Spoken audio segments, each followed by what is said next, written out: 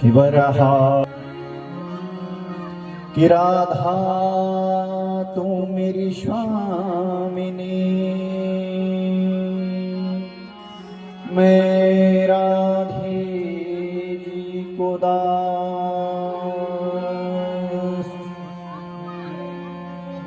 जन्म जन्म मोहे दीजियो,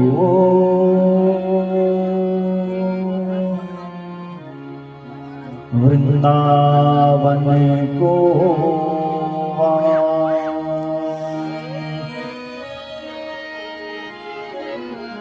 कोटि जन्म मोहे दीजियो,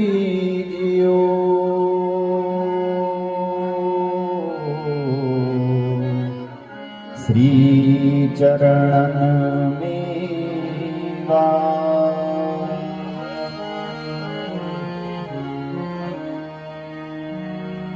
मारुततुल्य वेगं जितेन्द्रियं बुद्धिमतां वरिष्ठं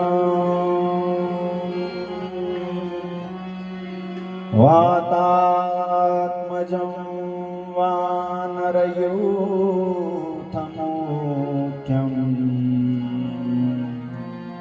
श्रीरामदूतं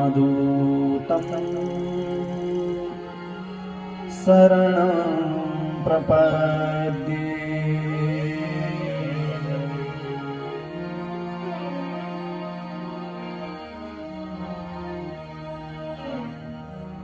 और क्या कहने लगते हैं गोविंद उन गोपियों से, उन ब्रजवालाओं से कहने लगते हैं कि अहम परश्वागमिष्यामि। बोले महाराज मैं क्या आ जाऊंगा, परसों वापस लौट करके आ जाऊंगा। अक्रूर जी को इशारा कर दिया, चाचा जी आप क्या करो, रथ बढ़ाओ, नहीं तो ये तो जाने भी नहीं देंगे। इतनी करुण स्थिति हो गई उन गोपियों की।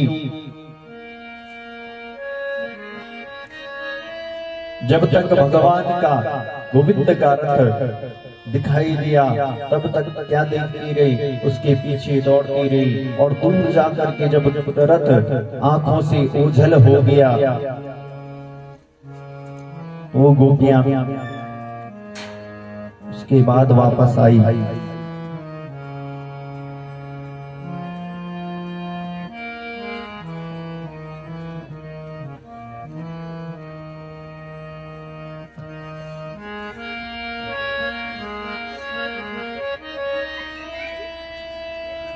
और जब वापस आई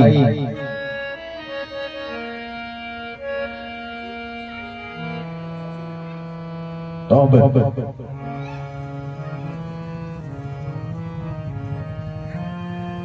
महाराज जो क्रूर जी है उन्होंने देखा अब तो गोपियां कहीं नहीं दिख रही, तो यमुना जी के किनारे अपना रथ स्नान करने के लिए यमुना जी में उस रथ से नीचे निकले, नीचे उतर कर आए। तो महाराज जैसे ही गोविंद गए, गोविंद कृष्ण और बलराम जी ने क्या किया, आचमन किया यमुना जी का।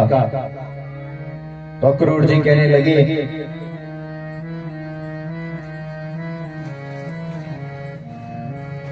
कि मैं थोड़ा स्नान कर लूं। उसके बाद यमुना जी में डुबकी लगाई तो गोविंद वहां क्या अंदर क्या दिखाई दे रहे हैं। अक्रूर जी अचंभित हो गए, बाहर देखा तो कृष्ण और बलराम तो आराम से बैठे हुए हैं, किसमें, रथ में। दूसरी डुबकी लगाई तो महाराज फिर से ऐसे ही दिखाई दे रहा है कि बोले ये महाराज जी कौन है। शेष सैया पर विराजमान भगवान गोविंद।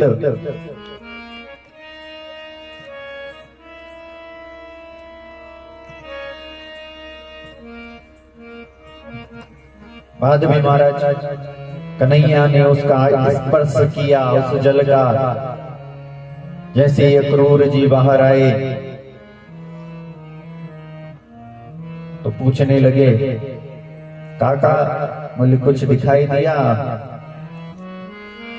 जल में? ले आप स्नान कर रहे थे, आप तो अचंभित हो, ऐसा क्या देख लिया जल में? तो मन में सोच रहे हैं, बोले महाराज कंसित का क्या बिगाड़ेगा, ये तो त्रिलोकीनाथ हैं। हाथ जोड़ करके विनती करने लगे कि नमस्ते वासुदेवाय नमः संकर्षणाय च प्रद्युम्नाय निरुद्धाय सात्वता पतये नमः।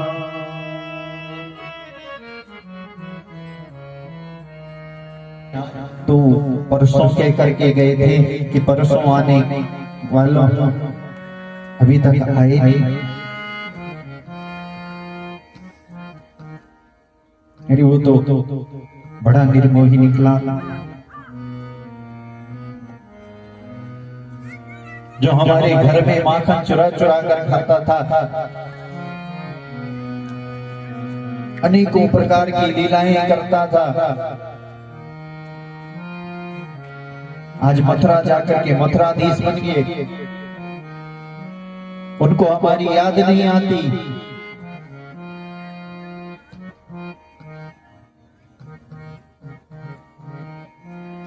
बोले इतने सारे गाय बछड़े हैं, इस ब्रज से उनका नाता अपना नाता तोड़ चुके हैं।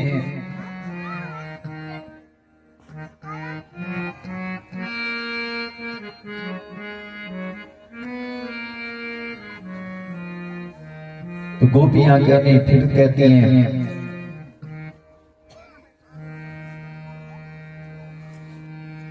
कि खगावीत फलम भुक्त्वा रतां स्त्रियं